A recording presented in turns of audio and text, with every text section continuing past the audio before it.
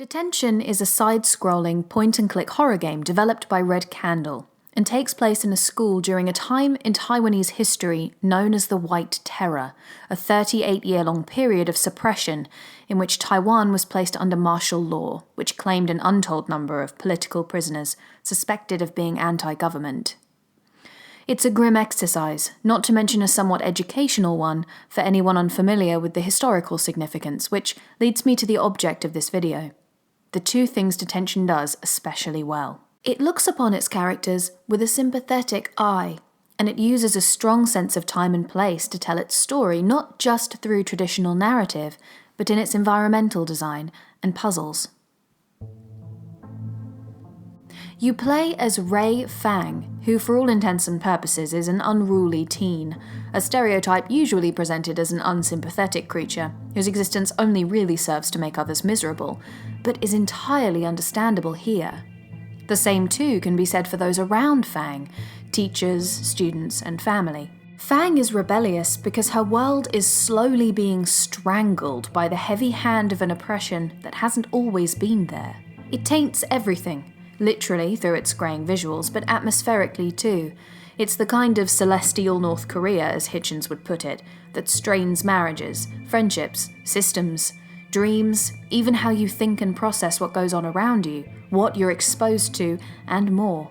Everyone inhabiting this space in this time is feeling the pressure of an inner conflict, their minds and their wishes versus the KMT's, want versus expectation or obligation. At its core, Detention is a story about people struggling to find happiness during a very unhappy time. Perhaps it's because of this that characters are never held to some unreasonable standard. They aren't stripped down to black and white. The game presents their plight to us, the players, plainly and without judgment or bias. Every plot and subplot contained within Detention simply is. The game, and I suppose the game's creators, implores us to accept the often ugly face of things as they are first, before thinking it over and coming to our own conclusions. Had this been made by anyone else in any other area of the world, I wonder if some of Detention's characters would have been played for villains, or, just as limitedly, heroes. An approach such as this may have made for a more comforting experience, but it certainly wouldn't have made for an honest one. Ultimately, Detention doesn't shy away from very mature themes. And when I say mature, I mean themes of indoctrination, government suppression and oppression, the education system, societal attitudes, the role of children in said society, politics, the nature of rules and freedom, versus, say, nudity or gore, though there is a little of the latter in parts. How the game communicates these themes through the environment is just as praiseworthy. It could even be likened to a subliminal message of sorts, ever present but deliberate.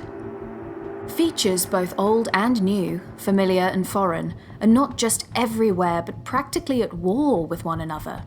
Flyers, propaganda films, and statues invade this now crumbling institution, once representing the stability of times past. Puzzles further expand upon these ideas in inventive ways that are less about difficulty and more about piecing together hidden symbolism or meaning. Pictures glow in the dark to reveal a secret subtext.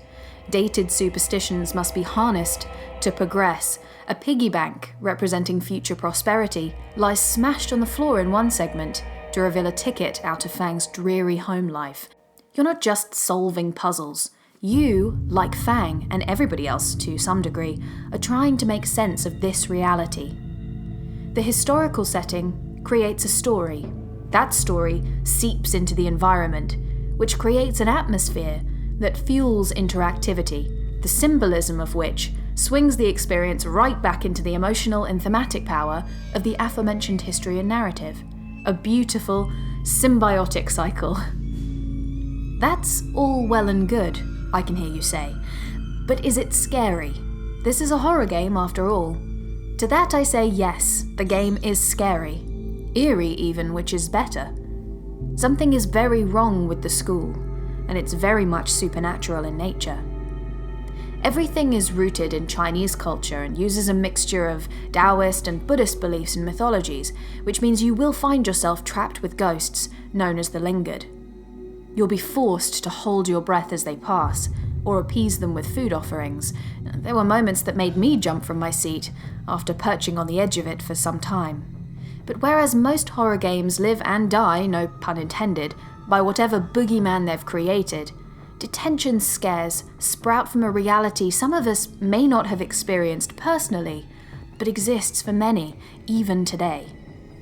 According to the game's website, the link to which will be in the description, Detention started with a simple question. Why can't I find any game out there that could represent our culture and share with the world the place I grew up in? It was Mr. Yao, or Coffee's, aim to create something personal not just to himself, but I suppose to his country as well. And at that, I can easily say he has succeeded. Detention is a memorable PC game that will soon be turned into a movie, the first Taiwanese game-to-film adaptation ever.